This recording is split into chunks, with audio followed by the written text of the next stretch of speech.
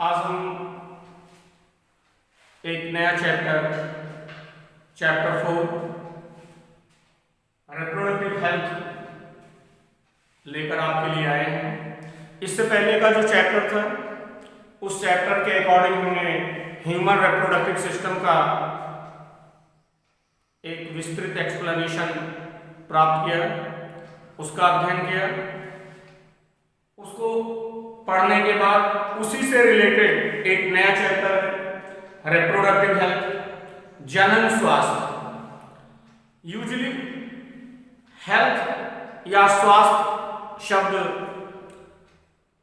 जो हमें सुनने में मिलता है, हेल्थ एक हमारी सबसे बड़ी प्रॉपर्टी होती है।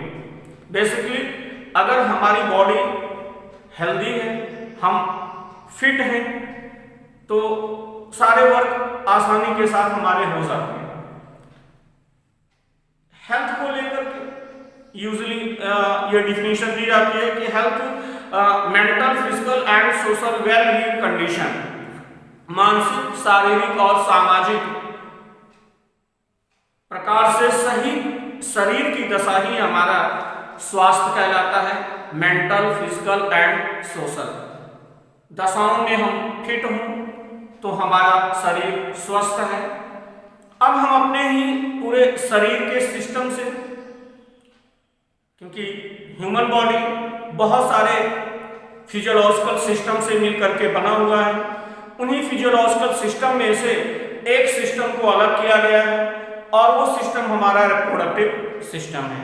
रिप्रोडक्टिव सिस्टम जनन तंत्र है और जनन तंत्र का ही स्वस्थ होना और वो कैसे स्वस्थ रहेगा, उसके साथ कौन कौन सी प्रॉब्लम्स हैं, वो सारी चीजें इस चैप्टर में डिस्कस किया जाएगा। अर्थात रिप्रोडक्टिव हेल्थ क्या है, सबसे पहले हम इसको जानते हैं। रिप्रोडक्टिव हेल्थ यूजुअली ये कहा जाता है कि reproductive health means healthy reproductive organs and normal function. हमारे जो रिप्रोडक्टिव ऑर्गन्स हैं वो हेल्दी हों और उनके फंक्शंस नॉर्मल हो। यूजुअली ये रिप्रोडक्टिव हेल्थ के बारे में कहा जाता है कि normal reproductive function and healthy reproductive structure. But WHO क्या कहता है? WHO के according total reproductive health means according to WHO total well-being in all aspects of reproduction, total well-being in all aspects of reproductive system, अर्थात reproduction से संबंधित समस्त पहलू सामान्य हों, अच्छे हों, टोटल वेलबीइंग हों। और वो कौन कौन से हो सकते हैं? Physical, emotional, behavioural and social, अर्थात भौतिक रूप से, भावनात्मक रूप से, व्यवहारात्मक रूप से और सामाजिक रूप से हमारे रिप्रोडक्शन के सारे एस्पेक्ट अच्छे और बेहतर होने चाहिए, तब हम उसे जनन स्वास्थ्य कह सकते हैं। या हम कह सकते हैं कि भौतिक रूप से, अर्थात जो हमारे रिप्रोडक्टिव ऑर्गन्स हैं, मेल फीमेल रिप्रोडक्टिव स्ट्रक्चर्स हैं, वो नॉर्मल स्ट्रक्चर में हों और उनके प्रॉपरली नॉर्मल फंक्शंस हों, वो सही तरीके से काम कर रहे हैं, उनमें कोई डिफेक्ट ना हो। भावनात्मक रूप से, इमोशनल पॉइंट ऑफ व्यू से हम कैसे रिप्रोडक्टिवली हेल्दी हो सकते हैं? भावनात्मक रूप से अर्थात जो हमारे सेक्स से रिलेटेड जो प्रॉब्लम्स हैं, सेक्स से रिलेटेड जो समस्याएं हैं, उन समस्याओं या उन के प्रति हमारी भावना कैसी है, सेक्स से संबंधित हमारे विचार कैसे हैं, हम सेक्स को लेकर के किस प्रकार का ओपिनियन रखते हैं, हम कैसे उसके प्रति भावना रखते हैं, ये इमोशनल पॉइंट हमारा हो गया। व्यवहारात्मक रूप से क्या होता है? रिप्रोडक्टिव सिस्टम से रिलेटेड हमारा व्यवहार कैसा है, हम समाज में कैसे अपने व्यवहार को बिल्ड करते हैं, हम सेक्स से रिलेटेड अपनी ओपिनियन या अपने व्यवहार को कैसे प्रकट करते हैं, सकारात्मक व्यवहार रखते हैं या नकारात्मक विचार रखते हैं, किस प्रकार की विचारधारा हमारी सेक्स को लेकर के होती है, वो हमारा व्यवहारात्मक पॉइंट्स है। साथ ही सोशल सामाजिक स्तर पर रिप्रोडक्टिव हेल्थ से लेकर के हमारी क्या विचार है, समाज किस प्रकार से रिप्रोडक्शन से रिलेटेड जो फैक्ट है, जो एस्पेक्ट है, समाज कैसी विचारधारा रखती है, समाज सेक्स से संबंधित समस्याओं को, सेक्स से संबंधित पॉइंट्स को कैसे फेस करता है, समाज उस पर किस प्रकार की विचारधारा रखता है, समाज उस पर खुलकर बात करता है या नहीं बात करता है, या समाज उस पर संकोच व्यक्त करता है, या वो बात सेक्स से रिलेटेड बात कहने में संकोच रखता है, हिचकिचाता है, अर्थात वो अपनी बात दूसरों के साथ नहीं कह पाता, जिससे उसको रिप्रोडक्टिव हेल्थ से रिलेटेड बहुत सारी प्रॉब्लम फेस करनी पड़ती हैं। अर्थात WHO के अकॉर्डिंग हमारा जो टोटल रिप्रोडक्टिव हेल्थ है उसको हम कह सकते हैं कि total wellbeing in all aspect of reproduction like physical, emotional, behavioural and social. हर तरीके से हम वेलबीइंग, सोशल तरीके से, बिहेवियरल तरीके से, इमोशनल तरीके से एंड फिजिकल कंडीशन से हर तरीके से बेहतर हो, तो हम कह सकते हैं कि ऐसे समाज को जननात्मक रूप से स्वस्थ कहा जा सकता है। ऐसे समाज को जननात्मक रूप से स्वस्थ कहा जा सकता है जिनके सदस्यों में physically and functionally normal sex organ हो, जहां के समाज के लोगों में physically and functionally normal sex organ हो, साथ ही सेक्स से रिलेटेड सारे aspect, all the aspect which are related to sex से रिलेटेड सारे एस्पेक्ट जिनकी बिहेवियरल एंड इमोशनल, व्यवहारात्मक एवं भावनात्मक पारस्परिक क्रियाएं सामान्य हो, अर्थात वो नॉर्मल हो, हम ऐसे समाज को रिप्रोडक्टिवली हेल्दी सोसाइटी कह सकते हैं, जहां के लोगों में रिप्रोडक्टिव ऑर्गन्स के स्ट्रक्चर नॉर्मल हो और उनका फंक्शन सामान्य हो, तथा सेक्स से रिलेटेड सारे एस्पेक्ट, जो सेक्स से रिलेटेड सारे एस्पेक्ट्स हैं, जो भी समस्याएं हैं, उन सभी के बीच व्यवहारात्मक रूप से और भावनात्मक रूप से उनके बीच एक पारस्परिक क्रिया सामान्य रूप से हो, और इस दशा को ही हम रिप्रोडक्टिव हेल्थ कहते हैं। तो total wellbeing condition of body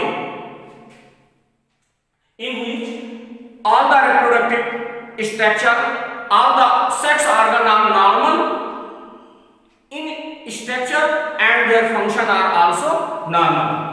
now reproduction से रिलेटेड जो प्रॉब्लम्स हैं और जो स्ट्रेटजीज हैं उन पर हम बात करेंगे कि कौन कौन सी समस्याएं हैं और उन समस्याओं के प्रति किस प्रकार की स्ट्रेटजीज या किस प्रकार की योजनाएं बनाई गई कि एक हेल्दी रिप्रोडक्टिव सोसाइटी को बनाया जाए। तो सबसे पहले हम बात करेंगे कि भारत दुनिया के देशों में पहला ऐसा देश है जहां पर सबसे पहले एक प्लान लाया गया, एक एक्शन प्लान सबसे पहले दुनिया में भारत के अंदर बनाया गया। हमारी सरकार ने 1951 में सबसे पहले एक बड़ा एक्शन प्लान तैयार किया, जो बड़े पैमाने पर पूरे देश में एक साथ लागू किया गया, और उस एक्शन प्लान को हमने 1951 में जो लॉन्च किया गया, उस एक्शन प्लान को हमने कहा फैमिली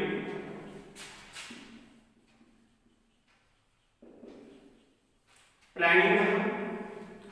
फैमिली प्लानिंग एक एक्शन प्लान के रूप में 1951 में बड़े पैमाने पर सेक्स से रिलेटेड एस्पेक्ट के लिए लॉन्च किया गया। इस प्रोग्राम के तहत व्यापक स्तर पर पूरे देश में यौन संबंधित समस्याओं को समाधान करने के लिए बहुत सारे फैसिलिटीज प्रोवाइड की गई और उन फैसिलिटीज और मेडिकल टेक्निक के माध्यम से सेक्स से रिलेटेड बहुत सारे प्रॉब्लम्स को सॉल्व किया गया। बट किंतु बहुत सारी ऐसे पॉइंट्स थे जो फैमिली प्लानिंग एक्शन प्लान में शामिल नहीं किए गए थे, इसलिए इस प्लान को आगे दूसरे नाम से लॉन्च किया गया और दूसरे नाम से कुछ डिकेड्स के बाद फैमिली प्लानिंग को बदल करके एक नए प्लान के रूप में से एक नया प्रोग्राम के रूप में दिया गया, जिसे हमने कहा RCH। RCH reproductive child health care programme. Reproductive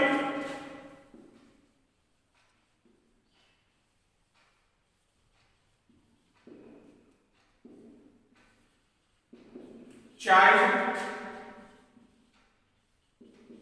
health care RCH programme.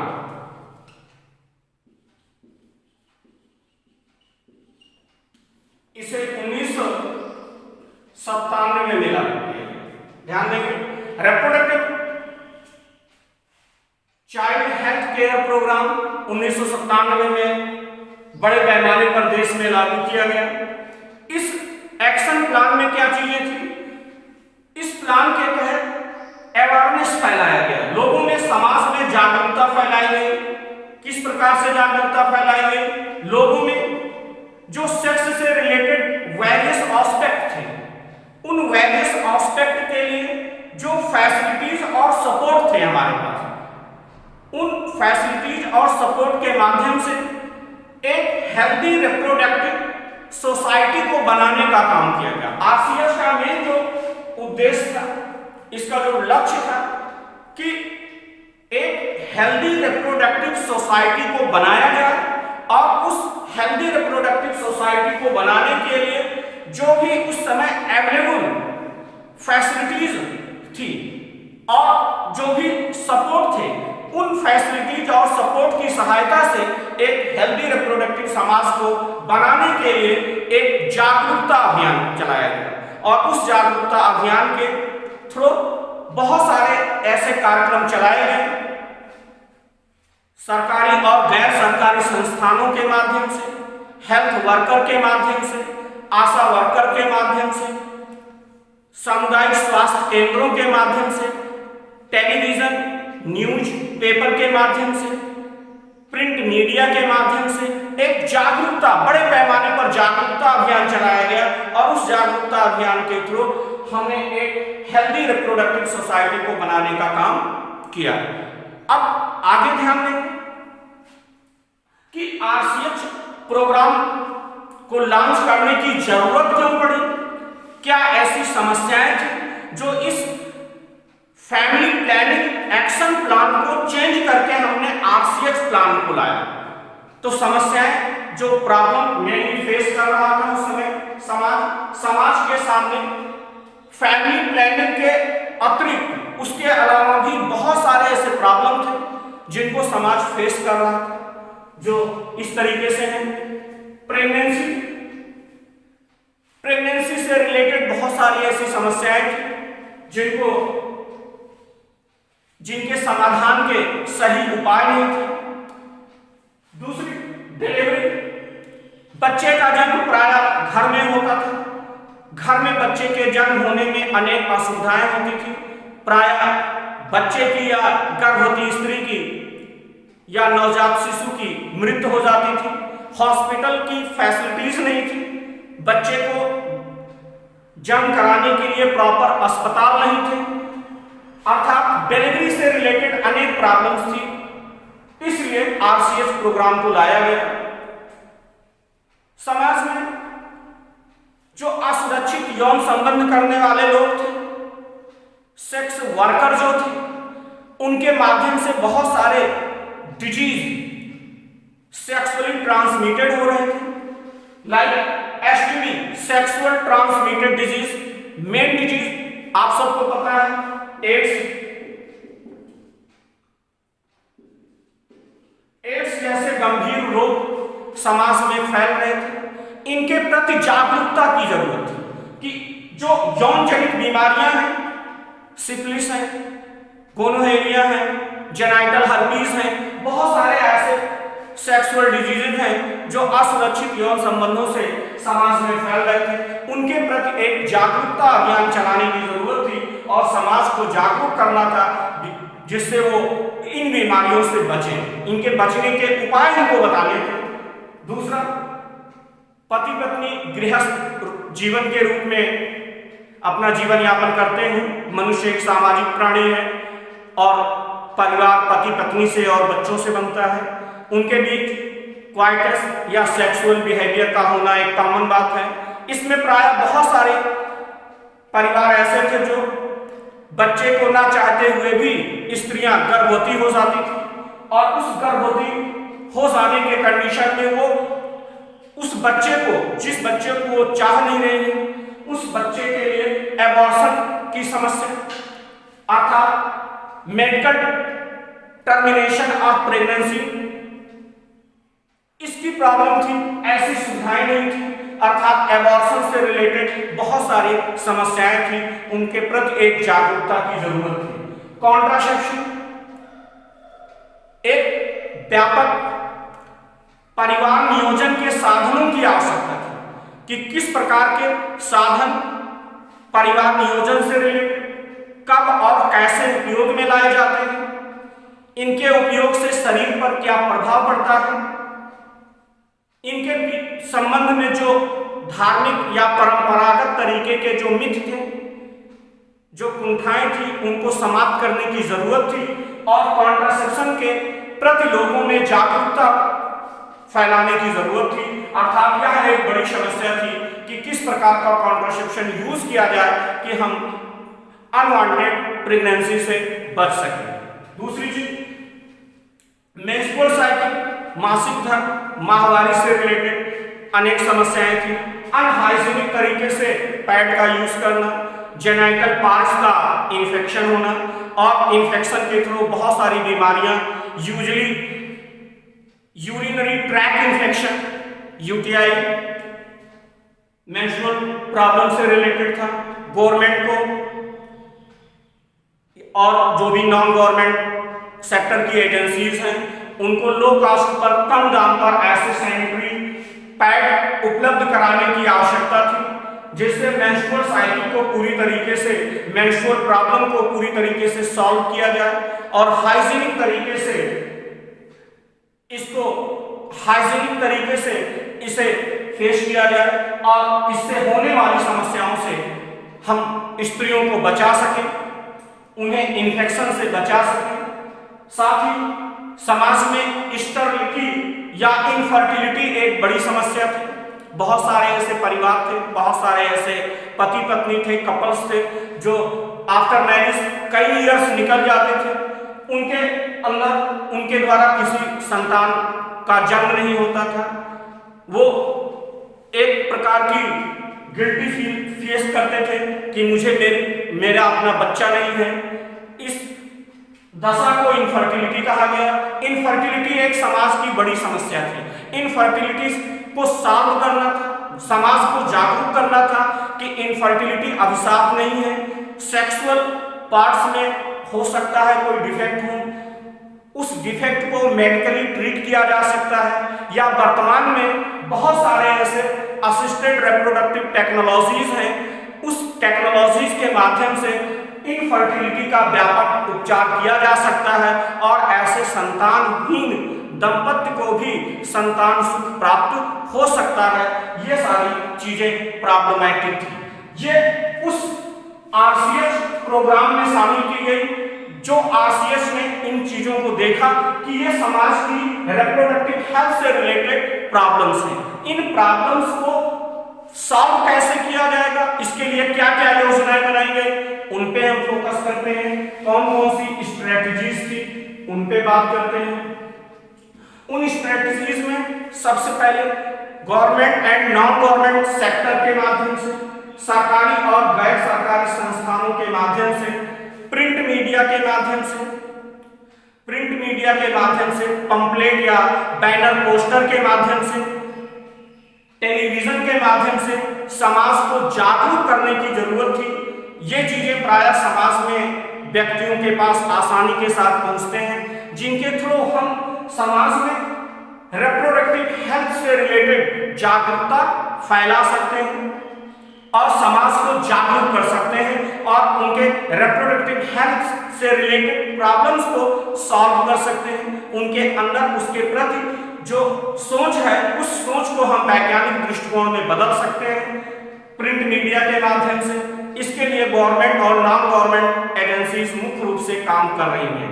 दूसरी चीज, पेरेंट्स हैं, माता पिता हैं या अदर रिलेटिव्स हैं, माता पिता हैं, अदर रिलेटिव्स हैं, लाइक टीचर्स हैं, पेरेंट्स हैं एंड फ्रेंड्स हैं। तो पेरेंट्स के माध्यम से, टीचर के माध्यम से एंड फ्रेंड के माध्यम से हम रिप्रोडक्टिव हेल्थ से रिलेटेड जो प्रॉब्लम है, उन प्रॉब्लम को सॉल्व करके ज्यादा से ज्यादा लोगों तक इन समस्याओं के समाधान को फैला सकते हैं कि ये समस्या इस प्रकार से सॉल्व हो जाएगी। दूसरी चीज, पेरेंट का support, teacher support and friends के थ्रू एक काउंसलिंग हो करके हम रिप्रोडक्टिव रिलेटेड जो प्रॉब्लम्स हैं या जो एस्पेक्ट हैं, उनमें एक सकारात्मक दृष्टिकोण पैदा कर सकते हैं। दूसरी, स्कूल कॉलेजों में सेक्स एजुकेशन की आवश्यकता है। सेक्स एजुकेशन के माध्यम से, स्कूल में सेक्स एजुकेशन के माध्यम से जो सेक्स से रिलेटेड एस्पेक्ट है, उनके बारे में हम एक राइट इंफॉर्मेशन दे सकते हैं। ध्यान देंगे, स्कूल कॉलेजों में सेक्स एजुकेशन के माध्यम से एक राइट इंफॉर्मेशन दे सकते हैं, जिससे बच्चों में और यंगस्टर में जो बच्चे हैं, उनमें सेक्स से रिलेटेड जो गलत भावनाएं हैं, जो मिथ हैं, उन मिथ को हम उनके मन से निकाल करके उनके प्रति एक सही वैज्ञानिक सोच पैदा कर सकते हैं और सेक्स से रिलेटेड राइट इंफॉर्मेशन को हम ज्यादा से ज्यादा व्यापक स्तर पर फैला सकते हैं। ये प्रमुख स्ट्रेटजीज में से है कि हम एजुकेशन के माध्यम से, सेक्स एजुकेशन के माध्यम से राइट इंफॉर्मेशन दूर दूर तक फैला सकते हैं और बच्चों में इसके प्रति जो मिथ है उसको हम रिमूव कर सकते हैं और उसके प्रति हम सही इंफॉर्मेशन उनको दे सकते हैं। इसके साथ अगली strategies, right information, proper information, सही जानकारी दी जाए। किसके बारे में? सेक्स ऑर्गन के बारे में। सेक्स ऑर्गन से संबंधित सही इंफॉर्मेशन, जानकारियां दी जाए कि जो हमारे सेक्स ऑर्गन हैं वो यूजुअली होते कैसे हैं, कैसे फंक्शन करते हैं और उनके फंक्शन से क्या क्या क्या उद्देश्य है, उस फंक्शन का क्या उद्देश्य है, ये चीजें राइट इंफॉर्मेशन समाज को देना चाहिए। साथ ही एडोलसेंस किशोरावस्था में होने वाले शारीरिक परिवर्तनों के बारे में एक मेजर एस्पेक्ट है। जब लड़के और लड़कियां प्यूबर्टी की एज पे पहुंचते हैं, इससे पहले आप लोगों ने पढ़ा होगा, प्यूबर्टी की स्टेज में पहुंचते हैं तो उनके शरीर में अनेक परिवर्तन होते हैं। वो एडोलसेंस की एज में इंटर करते हैं और उन परिवर्तनों को लेकर के बहुत सारे बॉयज और गर्ल्स मानसिक रूप से परेशान होते हैं। उन्हें परेशान होने की आवश्यकता नहीं है, उनको एक राइट इंफॉर्मेशन दिया जाए कि ये जो उनके शारीरिक बदलाव हैं, उनके सेक्स रिलेटेड ऑर्गन्स में जो ये परिवर्तन आ रहे हैं, ये उनके प्यूबर्टी के परिवर्तन हैं, उनके किशोरावस्था के होने वाले द्वितीयक लैंगिक लक्षणों के परिवर्तन हैं, जिससे उनको एक सही जानकारी दे करके उनके बारे में एक राइट इंफॉर्मेशन ज्यादा से ज्यादा पैमाने पर फैलाया जाए। दूसरी तरीके से जो हम जागरूकता के लिए इन्फॉर्म कर सकते हैं, सोशल एंड हाइजीनिक तरीके से, जो सेफ एंड हाइजीनिक सेक्स के बारे में इन्फॉर्म करें लोगों को। सेफ और हाइजीनिक सेक्स क्या होता है और उसे सेफ और हाइजीनिक कैसे मेंटेन किया जा सकता है, मेंटेन नहीं करेंगे कौन कौन सी बीमारियां हो सकती हैं, इसके बारे में सही इंफॉर्मेशन हम सेफ एंड हाइजीनिक सेक्स को के प्रति जागरूकता देकर के लोगों को समाज में एक अच्छी भावना पैदा कर सकते हैं। साथ ही जो सेक्सुअल ट्रांसमिटेड डिजीजेस हैं उनके बारे में इंफॉर्म करें।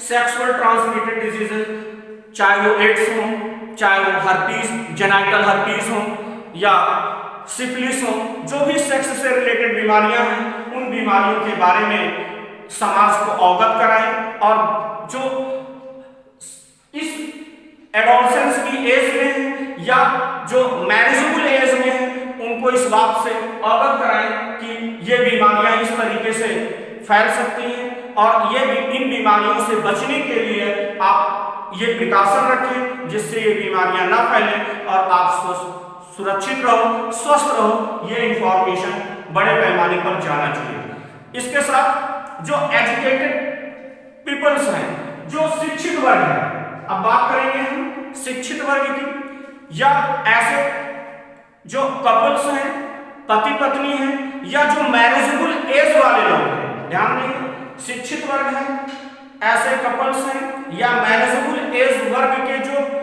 लोग हैं, marriageable age means girls 18 years and boys 21 years old हैं, जो मैरिजेबल एज से बिलोंग कर रहे हैं, उनको एक इंफॉर्मेशन दिया जाए बर्थ कंट्रोल के बारे में, बर्थ कंट्रोल की जो टेक्निक है, कॉन्ट्रासेप्शन की जो विधियां हैं उनके बारे में इंफॉर्मेशन दिया जाए, उनमें प्रेग्नेंट लेडी को कैसे केयर किया जाए, गर्भावस्था में गर्भस्थ स्त्री के स्वास्थ्य को कैसे मेंटेन किया जाए, उसको किन किन चीजों की आवश्यकता है, उसमें आयरन की कमी ना होने पाए, कैल्शियम की कमी ना होने पाए, प्रॉपर वैक्सीनेशन कराया जाए, प्रॉपर वे में वैक्सीनेशन कराया जाए जिससे उसके अंदर उस गर्भस्थ अवस्था में जो शिशु है और मां का दोनों का स्वास्थ्य सही रहे। साथ ही पोस्ट नेटल केयर, बच्चे का और मां का प्रसव के बाद ध्यान रखना, प्रसव के बाद ध्यान रखना और प्रॉपर वैक्सीनेशन कराना, गर्भावस्था के बाद, जन्म के बाद शिशु और माता का ध्यान रखना और उनका प्रॉपर वे में वैक्सीनेशन कराया जाए जिससे होने वाली संभावित बीमारियों से हम बच्चे को बचा के रखें। इससे एक हेल्दी सोसाइटी बिल्ड होती है।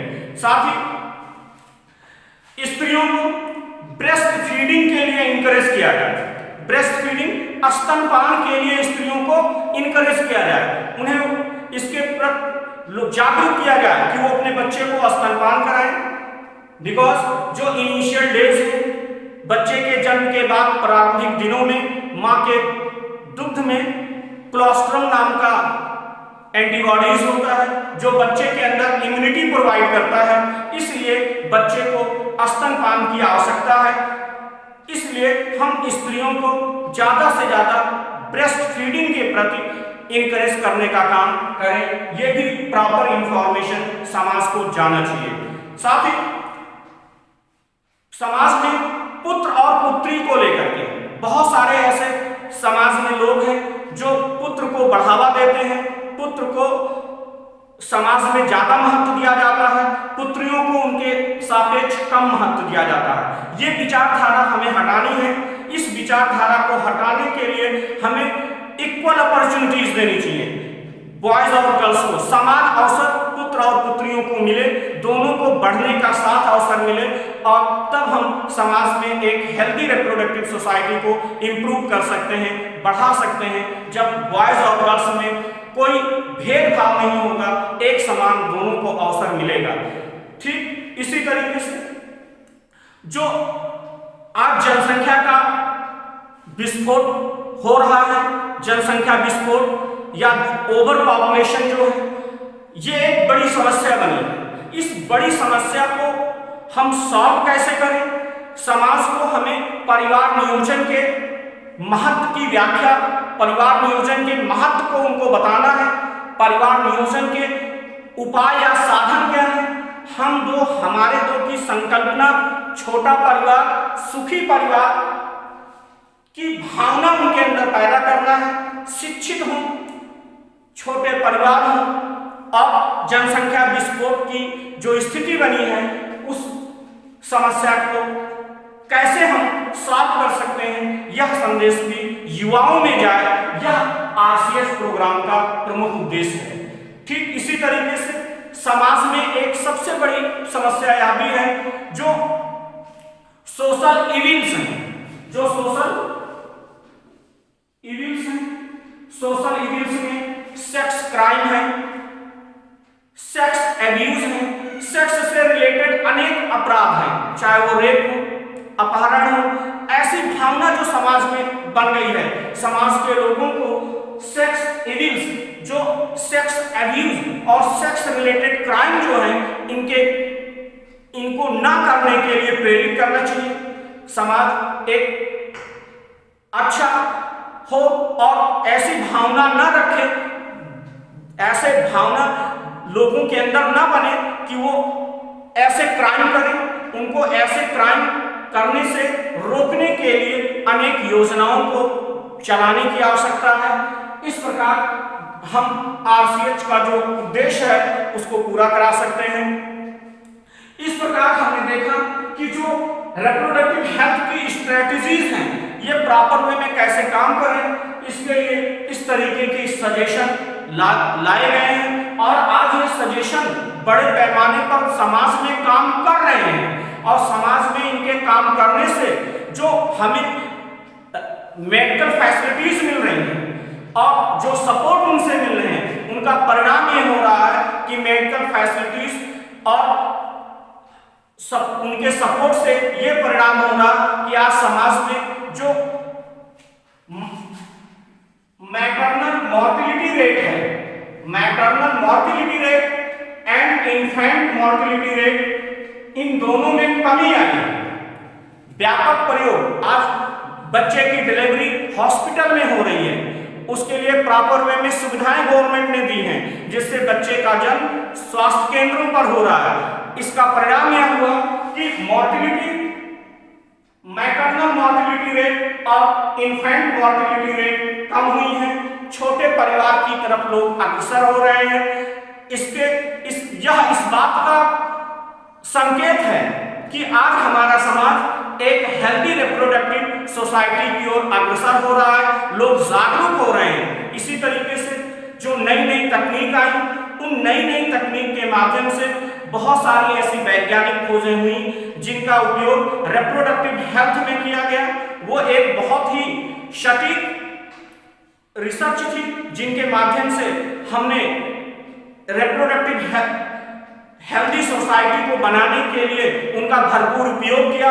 इसी के क्रम में जैसे आपने देखा कि Lucknow CDRI central drug research institute Lucknow ने सहेली नाम की एक ओरल कॉन्ट्रासेप्टिव को डेवलप किया। Lucknow central drug research institute ने सहेली नाम की एक ओरल कॉन्ट्रासेप्टिव पिल्स तैयार किया महिलाओं के लिए, फीमेल के लिए, जिनके उपयोग से वो बच्चे को जन्म को रोक सकती हैं, अर्थात यह एक गर्भ निरोधक गोली के रूप में काम कर रही है। यह एक रिप्रोडक्टिव रिसर्च का परिणाम है जिसे CDRI ने किया। साथ ही दूसरी तरफ हम बात करते हैं जैसे एमिनोसेंटेसिस टेक्निक की। एमिनोसेंटेसिस टेक्निक, ध्यान दें, एमिनोसेंटेसिस एक वह तकनीक है जिसके माध्यम से प्रेग्नेंट लेडी के इनिशियल डेज में एमनियोटिक फ्लूइड को बाहर इंजेक्शन से बाहर लिया जाता है। उस एमनियोटिक फ्लूइड और फीटल सेल्स का एनालिसिस किया जाता है और उस एनालिसिस के परिणाम स्वरूप यह निष्कर्ष निकाला जाता है कि विकसित हो रहे एम्ब्रियो में कोई जेनेटिक डिसऑर्डर तो नहीं है। जेनेटिक डिसऑर्डर को जांचने की जो तकनीक थी वो एमिनोसेंटेसिस है, जिसके माध्यम से हम बच्चे में होने वाले आनुवांशिक दोष, genetic disorder like haemophilia, sickle cell anaemia, Down syndrome, Turner syndrome, Klinefelter syndrome, alkaptonuria, phenylketonuria जैसे बहुत सारे जेनेटिक डिसऑर्डर हैं। हम उन जेनेटिक डिसऑर्डर को एनालिसिस करते थे, उनको जांचते थे, लेकिन परिणाम क्या हुआ? एमिनोसेंथेसिस का एक दुरुपयोग हुआ, मिसयूज हुआ। एमिनोसेंथेसिस का उपयोग सेक्स डिटर्मिनेशन में करने लगे। हम एम्ब्रियो के सेक्स को डिटेक्ट करने लगे कि होने वाला संतान पुत्र होगा कि पुत्री होगी। इसलिए वर्तमान में एमिनोसेंथेसिस जैसी तकनीक पूरी तरीके से बैन कर दी गई। एमिनोसेंथेसिस तकनीक पूरी तरीके से बैन है बिकॉज इसका उपयोग सेक्स डिटर्मिनेशन में किया जाने लगा। तो हम कह सकते हैं ओवरऑल हम इस पूरे reproductive health, their problems and strategies के बारे में इतना कह सकते हैं कि वर्तमान में जो भी मेडिकल फैसिलिटीज हैं और सेक्स से रिलेटेड जो प्रॉब्लम्स हैं उनका सही तरीके से समाधान करने का संकेत प्राप्त हो रहा है। जो भी हेल्थ से रिलेटेड प्रॉब्लम्स हैं और मेडिकल फैसिलिटीज हैं उनका सही से उपयोग करने का संकेत प्राप्त हो रहा है। इससे एक हेल्दी रिप्रोडक्टिव सोसाइटी के बनने का संकेत मिल रहा है।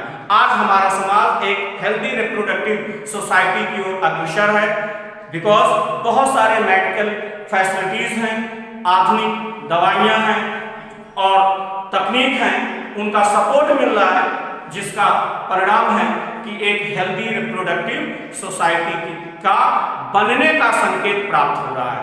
तो हम इस टॉपिक में reproductive health problems and strategies से रिलेटेड आपको एक राइट इंफॉर्मेशन दिया है, इससे हमने डिस्कस किया है। अगला टॉपिक हम आपको लेकर आएंगे नेक्स्ट वीडियो में। Okay, thanks.